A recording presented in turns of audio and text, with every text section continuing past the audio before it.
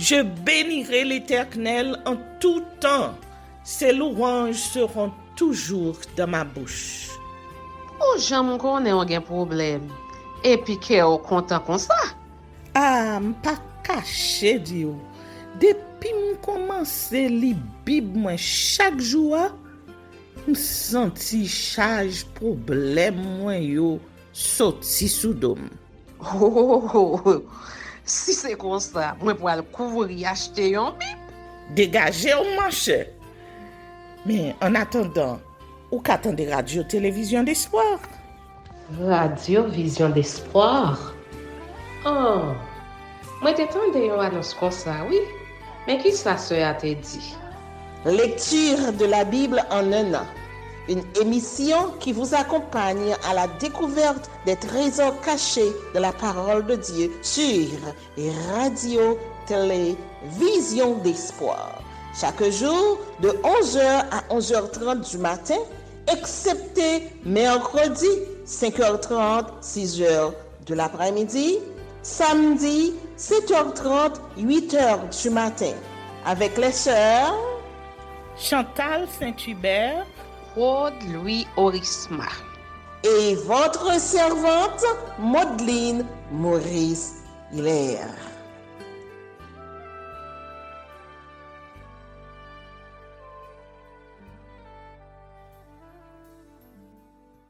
Saint-Esprit de Dieu, fais-nous la grâce de jouir de ta présence durant cette lecture qui enseigne, convainc, corrige, instruit et qui sauve. Au nom de Jésus. Amen. Lévitique chapitre 15. Loi sur les impuretés de l'homme et de la femme. L'Éternel parla à Moïse et à Aaron et dit: Parlez aux enfants d'Israël et dites-leur: Tout homme qui a une gonorrhée est par là même impur. C'est à cause de sa gonorrhée qu'il est impur, que sa chair laisse couler son flux ou qu'elle le retienne, il est impur. Tout lit sur lequel il couchera sera impur, et tout objet sur lequel il s'assiera sera impur. Celui qui touchera son lit lavera ses vêtements, se lavera dans l'eau et sera impur jusqu'au soir. Celui qui s'assiera sur l'objet sur lequel il s'est assis lavera ses vêtements et se lavera dans l'eau et sera impur jusqu'au soir. Celui qui touchera sa chair lavera ses vêtements, se lavera dans l'eau et sera impur jusqu'au soir. S'il crache sur un homme pur, cet homme lavera ses vêtements, se lavera dans l'eau et sera impur jusqu'au soir. Toute monture sur laquelle il s'assiera sera impure. Celui qui touchera une chose quelconque qui a été sous lui sera impur jusqu'au soir. Et celui qui la portera lavera ses vêtements, se lavera dans l'eau et sera impur jusqu'au soir. Celui qui sera touché par lui et qui ne se sera pas lavé les mains dans l'eau, lavera ses vêtements, se lavera dans l'eau et sera impur jusqu'au soir. Tout vase de terre qui sera touché par lui sera brisé et tout vase de bois sera lavé dans l'eau.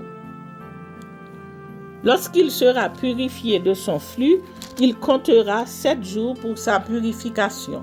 Il lavera ses vêtements, il lavera sa chair avec de l'eau vive et il sera pur.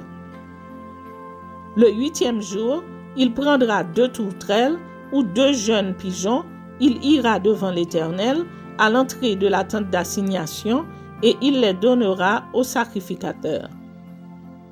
Le sacrificateur les offrira, l'un en sacrifice d'expiation et l'autre en holocauste. Et le sacrificateur fera pour lui l'expiation devant l'Éternel à cause de son flux. L'homme qui aura une pollution lavera tout son corps dans l'eau et sera impur jusqu'au soir. Tout vêtement et toute peau qui en seront atteints seront lavés dans l'eau et seront impurs jusqu'au soir. Si une femme a couché avec un tel homme, Ils se laveront l'un et l'autre et seront impurs jusqu'au soir. La femme qui aura un flux de sang en sa chair, restera 7 jours dans son impureté. Quiconque la touchera sera impur jusqu'au soir. Tout lit sur lequel elle couchera pendant son impureté sera impur, et tout objet sur lequel elle s'assiera sera impur. Quiconque touchera son lit lavera ses vêtements, se lavera dans l'eau et sera impur jusqu'au soir. Quiconque touchera un objet sur lequel elle s'est assise lavera ses vêtements, se lavera dans l'eau et sera impur jusqu'au soir. S'il y a quelque chose sur le lit ou sur l'objet sur lequel elle s'est assise, celui qui la touchera sera impur jusqu'au soir. Si un homme couche avec elle et que l'impureté de cette femme vienne sur lui, il sera impur pendant 7 jours et tout lit sur lequel il couchera sera impur. La femme qui aura un flux de sang pendant plusieurs jours hors de ses époques régulières ou dont le flux durera plus qu'à l'ordinaire sera impure tout le temps de son flux, comme au temps de son indisposition menstruelle. Tout lit sur lequel elle couchera pendant la durée de ce flux sera comme le lit de son flux menstruel, et tout objet sur lequel elle s'assiera sera impur comme lors de son flux menstruel. Quiconque les touchera sera souillé, il lavera ses vêtements, se lavera dans l'eau et sera impur jusqu'au soir. Lorsqu'elle sera purifiée de son flux, elle comptera 7 jours après lesquels elle sera pure.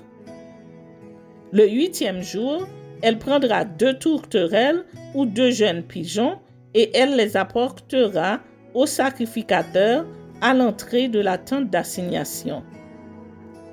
Le sacrificateur offrira l'un en sacrifice d'expiation et l'autre en holocauste.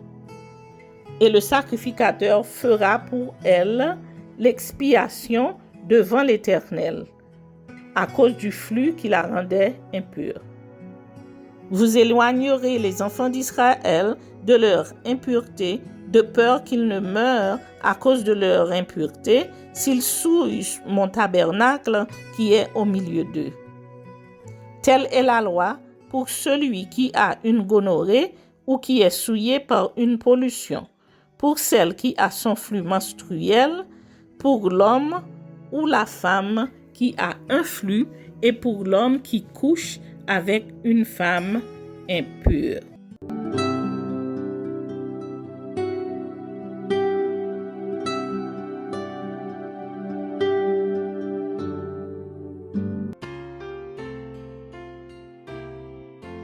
Psaume chapitre 138. Dieu David, je te célèbre de tout mon cœur, je chante tes louanges en la présence de Dieu. Je me prosterne dans ton saint temple et je célèbre ton nom à cause de ta bonté et de ta fidélité. Car ta renommée s'est accrue par l'accomplissement de tes promesses. Le jour où je t'ai invoqué, tu m'as exaucé, tu m'as rassuré, tu as fortifié mon âme. Tous les rois de la terre te loueront, ô Éternel. En entendant les paroles de ta bouche, ils célébreront les voies de l'Éternel, car la gloire de l'Éternel est grande. L'Éternel est élevé, il voit les humbles, et il reconnaît de loin les orgueilleux. Quand je marche au milieu de la détresse, tu me rends la vie. Tu étends ta main sur la colère de mes ennemis, et ta droite me sauve. L'Éternel agira en ma faveur. Éternel, ta bonté dure toujours. N'abandonne pas les œuvres de tes mains. Amen. L'Éternel agira en ma faveur. Éternel, ta bonté dure toujours. N'abandonne pas les œuvres de tes mains. Amen. Amen.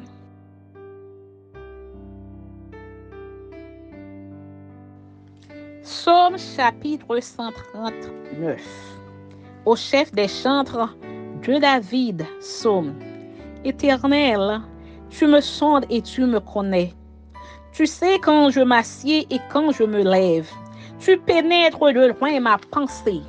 Tu sais quand je marche et quand je me couche, et tu pénètres toutes mes voies. Car la parole n'est pas sur ma langue, que déjà, ô Éternel, tu la connais entièrement. Tu m'entoures par derrière et par le vent, et tu mets ta main sur moi.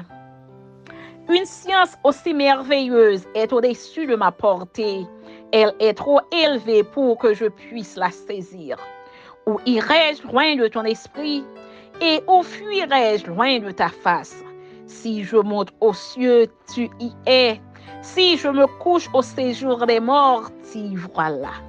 Si je prends les ailes de l'aurore et que j'aille habiter à l'extrémité de la mer, là aussi ta main me conduira et ta droite me saisira. Si je dis au moins les ténèbres me couvriront, la nuit devient lumière autour de moi. Même les ténèbres ne sont pas obscures pour toi. La nuit brille comme le jour et les ténèbres comme la lumière. C'est toi qui as formé mes reins, qui m'as tissé dans le sein de ma mère. Je te loue de ce que je suis une créature si merveilleuse. Tes œuvres sont admirables et mon âme le reconnaît bien. Mon corps n'était point caché devant toi. Lorsque j'ai été fait dans un lieu secret, tissé dans les profondeurs de la terre, quand je n'étais qu'une masse informe, tes yeux me voyaient. Et sur ton livre étaient tous inscrits les jours qui m'étaient destinés avant qu'aucun d'eux existât. Que tes pensées, ô Dieu, me semblent impénétrables, que le nombre en est grand. Si je les compte, elles sont plus nombreuses que les grains de sable. Je m'éveille et je suis encore avec toi. Ô Dieu, puisses-tu faire mourir le méchant. Homme de sang, éloignez-vous de moi. Ils parlent de toi d'une manière criminelle. Ils prennent ton nom pour mentir, eux, tes ennemis. Éternel, n'aurais-je pas de la haine pour ceux qui te haïssent, du dégoût pour ceux qui s'élèvent contre toi? Je les hais d'une parfaite haine. Ils sont pour moi des ennemis. Sonde-moi, ô Dieu, et connais mon cœur. Éprouve-moi et connais mes pensées.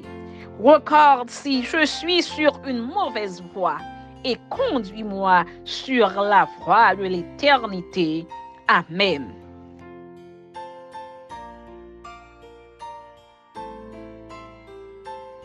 Psaume chapitre 140. Au chef des chantres, psaume de David. Éternel, délivre-moi des hommes méchants. Réserve-moi des hommes violents qui méditent de mauvais desseins dans leur cœur et sont toujours prêts à faire la guerre. Ils aiguisent leur langue comme un serpent, ils ont sous leurs lèvres un venin d'aspic. Éternel, garantis-moi des mains du méchant. Préserve-moi des hommes violents qui méditent de me faire tomber. Des orgueilleux me tendent un piège et des filets. Ils placent des raies le long du chemin. Ils me dressent des embûches. Je dis à l'Éternel, tu es mon Dieu. Éternel, prête l'oreille à la voix de mes supplications. Éternel Seigneur, force de mon salut, tu couvres ma tête au jour du combat. Éternel, n'accomplis pas les désirs du méchant, ne laisse pas réussir ses projets, de peur qu'il ne s'en glorifie. Que sur la tête de ceux qui m'environnent retombe l'iniquité de leurs lèvres. Que des charbons ardents soient jetés sur eux, qu'ils les précipitent dans le feu, dans des abîmes d'où ils ne se relèvent plus. L'homme dont la langue est fausse ne s'affermit pas sur la terre, et l'homme violent, le malheur l'entraîne à sa perte. Je sais que l'Éternel fait droit aux misérables, justice aux indigents. Oui, les justes célébreront ton nom, les hommes droits habiteront devant ta face. Amen.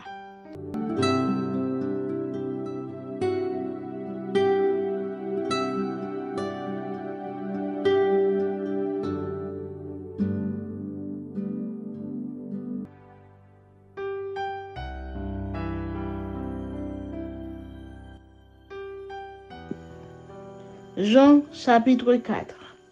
La femme samaritaine. Le Seigneur sut que les pharisiens avaient appris qu'il faisait et baptisait plus de disciples que Jean. Toutefois, Jésus ne baptisait pas lui-même, mais c'étaient ses disciples. Alors, il quitta la Judée et retourna en Galilée. Comme il fallait qu'il passât par la Samarie, il arriva dans une ville de Samarie nommée Sichar, près du champ que Jacob avait donné à Joseph, son fils.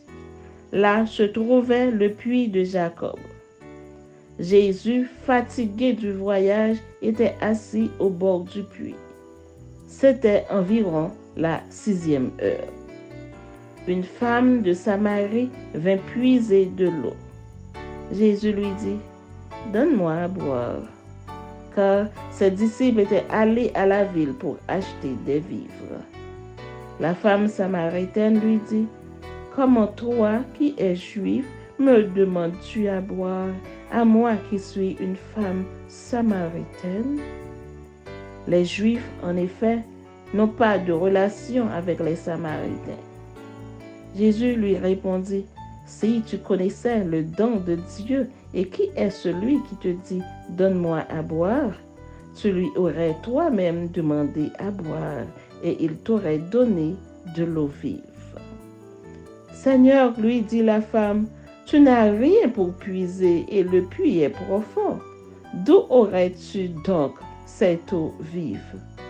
Es-tu plus grand que notre père Jacob qui nous a donné ce puits et qui en a bu lui-même, ainsi que ses fils et ses troupeaux? » Jésus lui répondit, « Quiconque boit de cette eau aura encore soif, mais celui qui boira de l'eau que je lui donnerai n'aura jamais soif, et l'eau que je lui donnerai deviendra en lui une source d'eau qui jaillira jusque dans la vie éternelle. » La femme lui dit, « Seigneur, donne-moi cette eau, afin que je n'aie plus soif et que je ne vienne plus puiser ici. » « Va, lui dit Jésus, appelle ton mari et viens ici. » La femme répondit, « Je n'ai point de mari. » Jésus lui dit, « Tu as eu raison de dire, je n'ai point de mari, car tu as eu 5 maris, et celui que tu as maintenant n'est pas ton mari.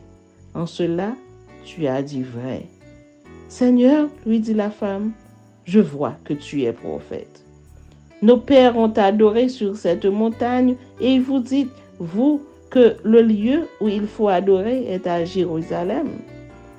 Femme, lui dit Jésus, crois-moi, l'heure vient où ce ne sera ni sur cette montagne, ni à Jérusalem que vous adorerez le Père.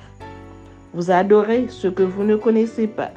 Nous adorons ce que nous connaissons, car le salut vient des Juifs.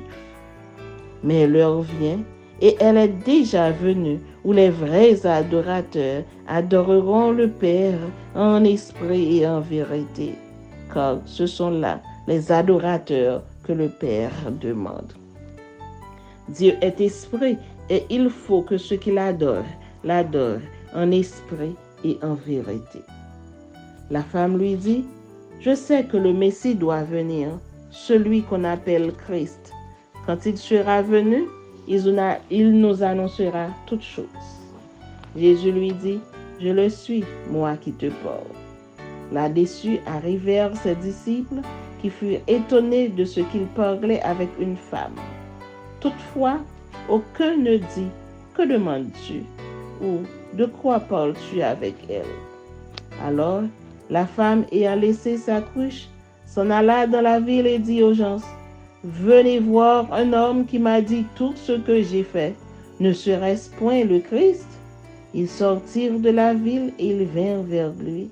Pendant ce temps, les disciples le pressaient de manger, disant, « Rabbi, mange. » Mais il leur dit, « J'ai à manger une nourriture que vous ne connaissez pas. » Les disciples se disaient donc les uns aux autres, « Quelqu'un lui aurait-il apporté à manger? » Jésus leur dit, « Ma nourriture est de faire la volonté de celui qui m'a envoyé et d'accomplir son œuvre. Ne dites-vous pas qu'il y a encore 4 mois jusqu'à la moisson? Voici, je vous le dis, levez les yeux et regardez les champs qui déjà blanchissent pour la moisson. Celui qui moissonne reçoit un salaire et amasse des fruits pour la vie éternelle, afin que celui qui sème et celui qui moissonne se réjouissent ensemble. Car en ceci, ce qu'on dit est vrai. Autre est celui qui sème et autre celui qui moissonne. Je vous ai envoyé moissonner ce que vous n'avez pas travaillé. D'autres ont travaillé et vous êtes entrés dans leur travail. Plusieurs Samaritains de cette ville crurent en Jésus à cause de cette déclaration formelle de la femme. Il m'a dit tout ce que j'ai fait. Aussi, quand les Samaritains vinrent le trouver, ils le prièrent de rester auprès d'eux. Il resta là 2 jours. Un beaucoup plus grand nombre crurent à cause de sa parole. Et il disait à la femme, « Ce n'est plus à cause de ce que tu as dit que nous croyons, car nous l'avons entendu nous-mêmes et nous savons qu'il est vraiment le Sauveur du monde. » Retour de Jésus en Galilée. Après ces 2 jours, Jésus partit de là pour se rendre en Galilée, car il avait déclaré lui-même qu'un prophète n'est pas honoré dans sa propre patrie. Lorsqu'il arriva en Galilée, il fut bien reçu des Galiléens qui avaient vu tout ce qu'il avait fait à Jérusalem pendant la fête, car eux aussi étaient allés à la fête. Il retourna donc à Cana en Galilée, où il avait changé l'eau en vin. Guérison du fils d'un officier du roi.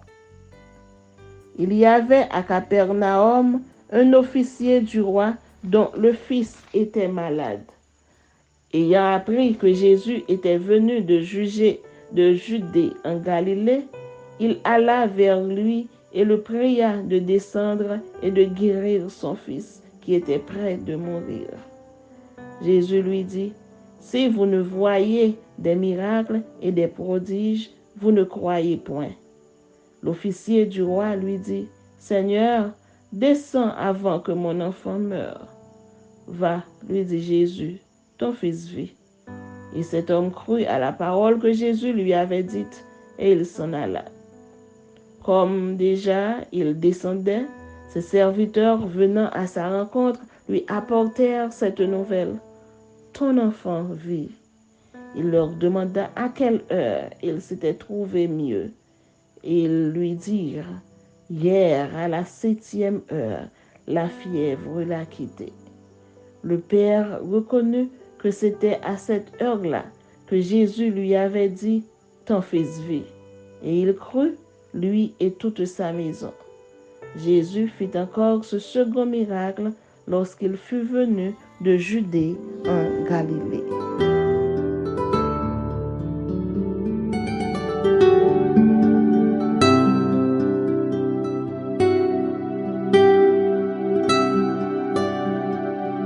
Merci Seigneur de nous donner le discernement dans la lecture de ta parole, que nous y prêtions attention afin d'appliquer notre cœur à la sagesse. Amen. Que celui qui a des oreilles pour entendre, entende, et que celui qui lit fasse attention.